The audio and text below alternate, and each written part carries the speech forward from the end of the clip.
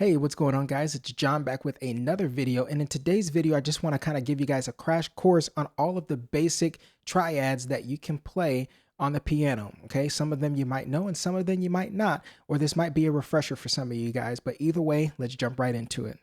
Okay, so when we're talking about building chords, the first thing that we want to do is always find where our major chord is. And why this is important is because if you can understand your major chord, then you can use your major chord as a baseline, and essentially getting all of your other chords will just be alterations of your major chord. So it makes it really simple for you to not have to memorize a bunch of different formulas, but simply alter notes in that major chord. Okay, so we'll start off with the foundation. How do you build a major chord?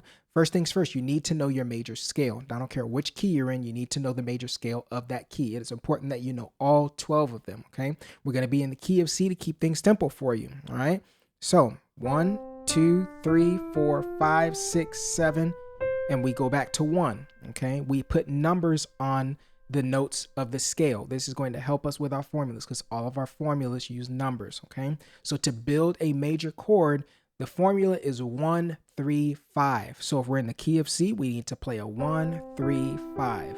Okay, and this is our C major chord. Okay, this is our first basic triad. If we wanted to play a C minor chord, the only thing we need to do is take the third and flat it, okay? Because the formula for a minor chord is 1, flat 3, 5. But if you just understand in the back of your mind that minor just means to flat the third, you don't need to know the whole formula. You just need to know to move this note down by 1. And now you have a C minor chord, okay? And this is what I was talking about. If you have your C major as a base, every other chord is just some variation or change of this basic chord. So we have C major, we have C minor. If you take this minor chord now and you flat the 5, you get a diminished, right? Because a diminished chord is 1, flat 3, 5. Okay, and a diminished chord is just kind of a different variation on a minor chord. And the reason why it's minor is because of the flat third. Okay, if we go back to our C major chord and we decide to raise the 5th by 1, we do a sharp 5, 1, 3, sharp 5, we get a C augmented chord. And now augmented chords are kind of like a different variation of a major chord. The reason why it's major is because of this interval here, the major third. Just like this is a minor interval here, this minor third makes the chord minor. This interval makes the chord major. Okay, so that's why we correlate diminished with minor chords and augmented chords with major chords. Okay, now diminished chords and augmented chords are kind of in a class of their own once you start adding different extensions and stuff onto them. But in just basic triad theory, they're an extension of their base chord. Diminished would be an extension of a minor chord, and augmented would be an extension of a major chord. Okay, but those are your 4 basic chords that everybody should know. If you're watching this video, you've gotten to this part, you're like, I already knew that, right? Major, minor, diminished, augmented. Now let's get into some of the other ones. If you've been watching my channel for any amount of time, you know that I like to use suspended chords. And suspended chords, all that means is you are taking the third and suspending it to whatever note the chord is telling you. So if you see something on a piece of sheet music that says C sus2 or C suspended 2, it's telling you to take the third note and play the 2 instead. C sus2. Same thing with a C sus4. You take the 3 and you play the 4 instead. C sus4. Okay? Those you should also know as well. But if you guys have seen Rick Beato here on YouTube, he has an amazing channel. I learned so much from him. I watch a lot of his videos on repeat because it keeps my brain going. It keeps the theory juices flowing. And 2 chords that I have grabbed from him that I didn't really think as basic triads are the Lydian triad, which is 1 sharp 4 5, 1 sharp 4 5. That gives you a Lydian sound, and we're going to talk about modes in just a few videos, so be on the lookout for those. Modes is coming because it's something that I've really been wanting to introduce to this channel. Okay, but just for the sake of naming this chord, we're going to call this a Lydian triad. Okay, and it's 1 sharp 4 5.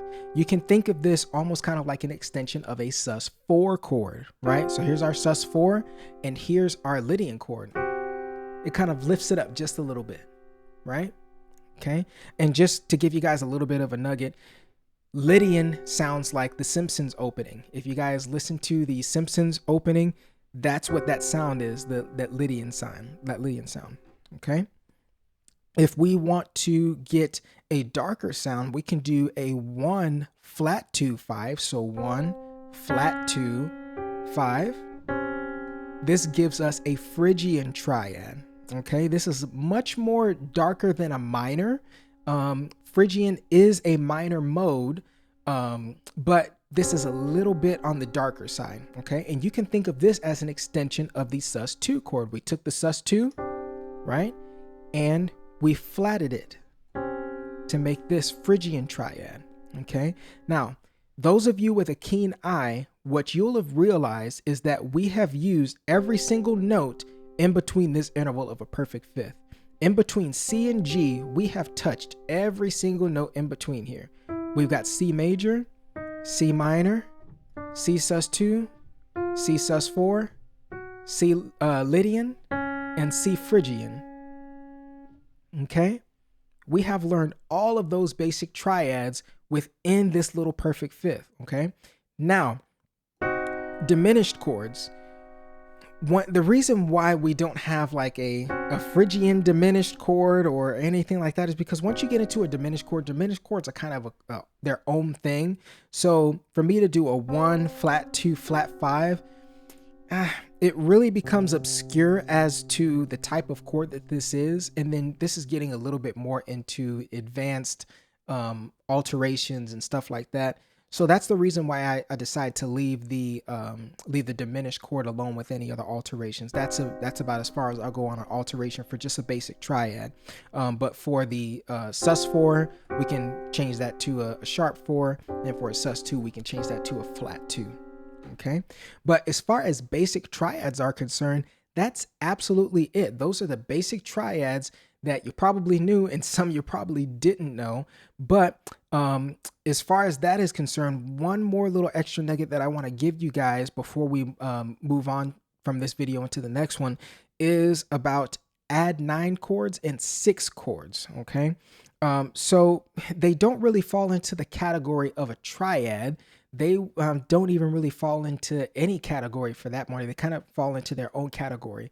And essentially what we're doing is we're finally introducing an additional note to a triad, making it a 4-note chord. It's not quite a 7th chord, okay, because it does not have a 7th, but it is a 4-note chord.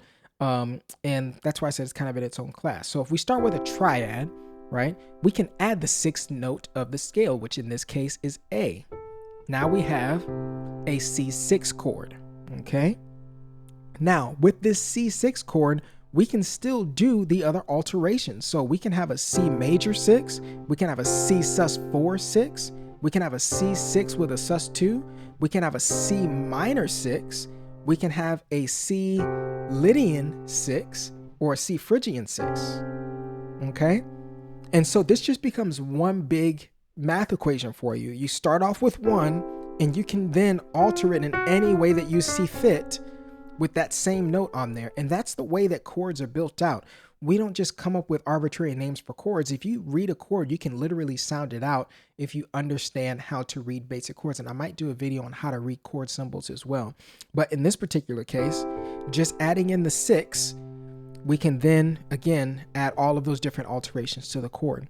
Now, if we were to take a major chord and add the 2, we call this an add 9. And if you've seen any of my other videos, you'll understand why we call it an add 9. But for all intents and purposes, when you talk about intervals, we're always moving up the keyboard, right? 1, 2, 3, 4, 5, 6, 7, 8, 9.